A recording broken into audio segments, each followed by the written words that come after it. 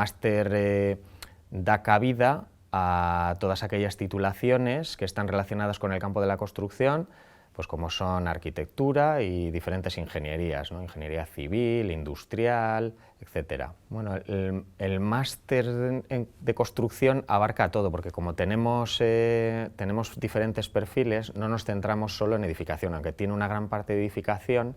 También se ve la parte de urbanización, las infraestructuras que hay alrededor. Tú como vienes con una titulación que no es edificación, por ejemplo, pues te enseñan el edificio y sus instalaciones, pero igual tienes menos conocimientos de lo que puede ser las infraestructuras que hay por el exterior y demás, y aquí lo que se ofrece es un poco esa formación en esos otros ámbitos que no se ven durante la carrera. Hay asignaturas como son, por ejemplo, las estructuras de madera, que no se imparten en las titulaciones. Y aquí, por ejemplo, sí que se oferta esa posibilidad, y hay otras asignaturas también, pues, como puede ser sostenibilidad o los medios auxiliares que necesitas en la realización de un edificio, que son cosas que igual no se ven tanto durante el desarrollo de la carrera, de las diferentes carreras. Los alumnos tienen que hacer un trabajo fin de máster, que es un trabajo individual, pero nosotros también les planteamos hacer un trabajo en grupo.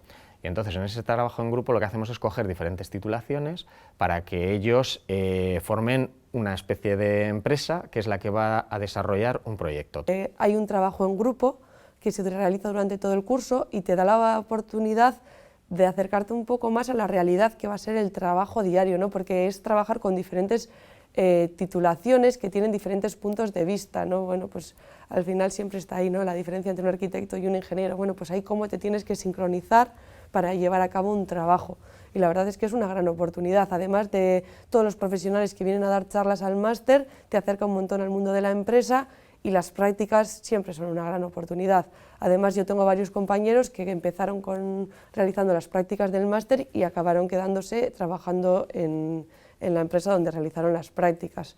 El máster inicialmente se planteó como un máster profesional, entonces estaba dirigido a los titulados que ya tenían una carrera, que querían tener una formación adicional en el mismo. Entonces, en ese sentido, tenemos una elevada participación de gente de empresa. Vienen alrededor de 60 técnicos y especialistas, pues, de diferentes ingenierías, empresas constructoras, empresas suministradoras de material.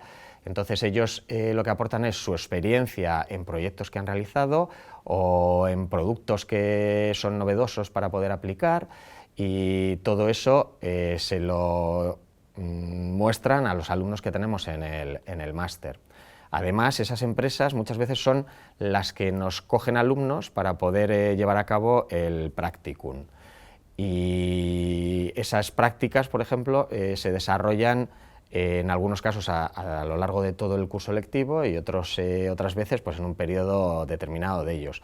Nuestro máster les obliga a estar un periodo de 6 créditos, pero hay alumnos que están más tiempo en el mismo, y muchas veces las empresas lo que hacen es, claro, te tengo más tiempo, te conozco mejor, ya sé cómo trabajas, y entonces es más fácil luego poder hacer esa captación de los alumnos para las empresas.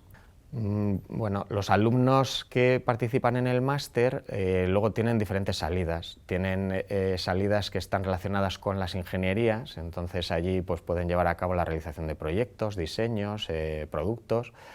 Hay otros que salen a empresas constructoras, y entonces la empresa constructora ya pues, tiene el día a día en la obra. Es más, no tanto oficina técnica, sino más estar en la obra, pues realizando la gestión de la misma, con los medios que dispongan, tratando de optimizar el espacio, el tiempo de ejecución, etc.